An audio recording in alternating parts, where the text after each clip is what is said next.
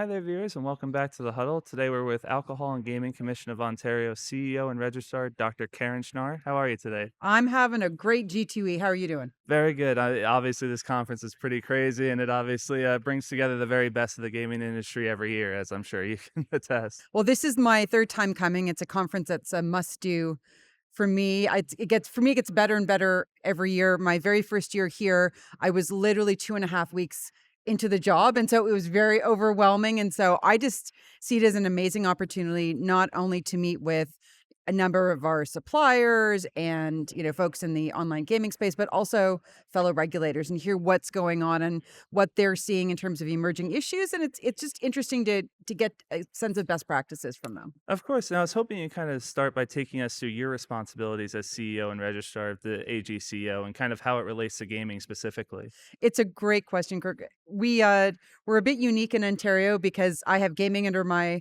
portfolio, but I also have cannabis, alcohol, and horse racing. So we are a busy agency. But on the gaming portfolio, it really covers every single facet of gaming that you could possibly think of. So we have 29 land-based casinos. We have 50 iGaming operators that I think of about 87 sites. We have the charitable gaming component of it. And then we also regulate our crown lotteries as well. So if you can think of it in terms of gaming, we probably regulate it.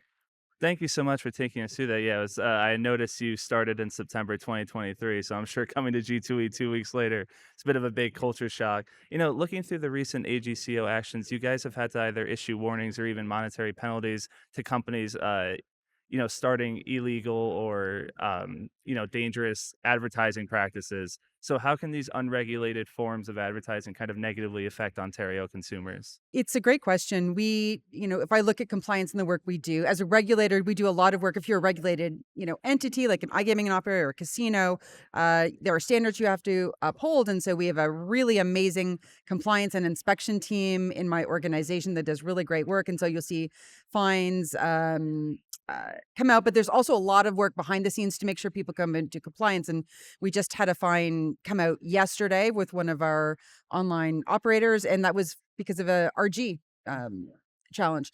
But going forward, I've really been challenged by my board, and historically the AGCO has been, if you're regulated, that's our space, and we really don't have anything to do with the illegal market. That's for the police and those types of folks. And when I started a little over 2 years ago, my board challenged me and said, we have people that pay a lot of money for a registration. And so we actually have a role as a regulator to also reach out to those spaces as well. And so we've, a little shout out to Meta, because we reached out to them. We've reached out to a number of organizations, said, look, there are a number of, particularly in the iGaming space, people operating illegally. And I can go on Facebook and I can see their in Ontario and I can see their website, and Facebook and Instagram through their parent company Meta responded to us. They were great. They've taken down sort of the top 5 big sites in iGaming, and we were just so delighted. We've also reached out to other social media platforms. We've reached out to media broadcasters who are, if I'm a podcast, maybe I'm taking an ad for them, for someone that's not registered. We can give them a list of 50 is not too high a number, so it's pretty easy to give them that, the list of people who are legitimate, registered. And the reason why I think it's really important is because folks often don't know that they're playing on an unregulated site, but if they are, it means there's no protections out there. It means if you lose your money, there's no RG protections, there's no AML protections. And so working with our partners, whether it's like the folks like at Meta, we've also just reached out to Apple, we've reached out to Google, because you got to download that app somewhere as well. And so if we can also work with them to remove the apps from their stores as well, that's fantastic. I will say, though, we still probably have a little work to do on the land-based side. In talking to fellow regulators, there's such an issue in a number of jurisdictions with spoofing, right? So you've got land-based casinos and you go online and say, oh, Caesars now has an online presence. And in Ontario, they actually don't have an online app. So all of those, the vast majority of those from our land-based folks, it's all illegal. And so again, working with providers to and working with like not just the casinos themselves as our partners in this, but some of those social media providers to say, look, if chances are, if you're getting it based on a land-based casino, if it isn't one of these 5 operators, it's going to be an illegal site. So I think that's a place where we can put a little bit more effort at the AGCO and help those land-based guys out as well.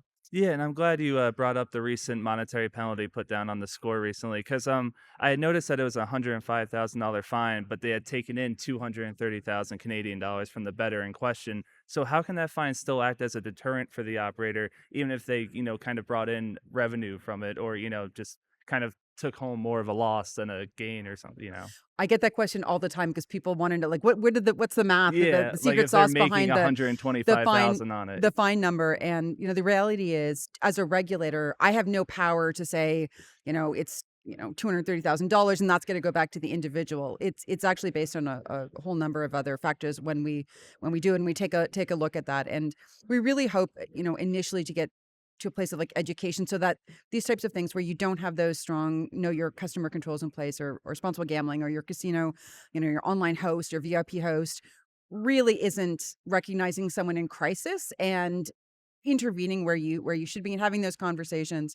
But like there is we know in the market, I'm sure in Ontario and other places as well, that there is a deterrent when, it's a very, very healthy and competitive space in Ontario with those 50 operators. And one sees that the AGCO is coming out, leveling a fund like that. We're still Ontario, so the numbers are a little bit different. We don't have the, multi-million dollar fines that you see in some of the US jurisdictions. But I can tell you, in talking then to the operators that do hit with this fine, they do take it very seriously, and I hope it changes the practices going forward. Absolutely. I do appreciate you touching on that. Given your experience as CEO and registrar of this AGCO, as well as having been on the board of directors for iGaming Ontario, how have you seen the industry, the gaming industry specifically, develop in Ontario over the years?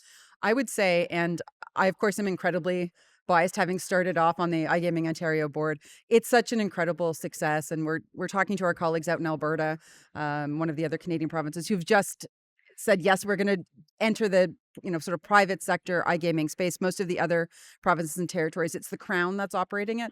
I am a huge fan. If you take a look at what's happened in Ontario, like I said, we've got 50 operators. It's a vibrant and healthy private sector iGaming model. We have a Crown Corporation in there as well, and if you talk to them, they say their revenues have gone up. So the rising tide raises all boats. That is 100% our experience. And what I love about it as the registrar, I mean, if you talk to my colleagues in government, they're going to be delighted because they're going to see tax revenues go up. But as a registrar, what I love about it is that we now have controls, such as, the recent, penalty, the score. If something happens, if there is an AML challenge, if there is a responsible gaming issue, we actually have teeth to be able to go in and, work with operators to hopefully get them back into compliance. And you don't have that in an illegal gaming space. And it's been so successful. I mean, we've got channelization of players of over 85%. I think it's north of 90% for the revenues that are coming in. And so on all vectors, it's working and it's safer, and we're able to catch things.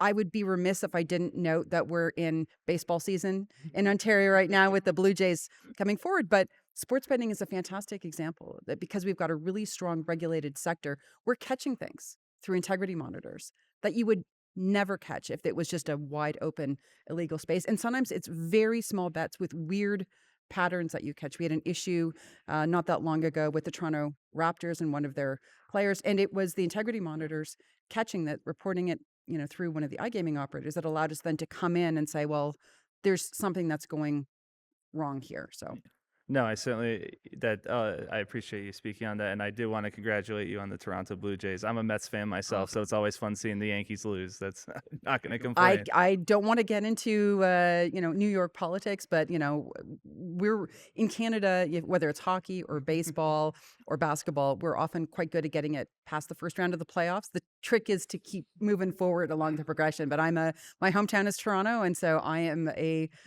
really rabid Blue Jays fan. So just rooting for them all the Yeah, way. no, the sports life can be a difficult one at times for sure. And then just to bring it back to G2E, I understand you took part in a panel that kind of went over Ontario regulation. What were some of the highlights of that, and how do you feel the discussion went overall? It was a great conversation, and I think chaired by Paul Burns, who is the CEO and president of the Canadian Gaming Association, who's been involved in the industry for so many years and has such a deep understanding of all of the vectors of gaming. And I was joined by Joseph Hillier, who's the new CEO of iGaming Ontario. Joseph is near.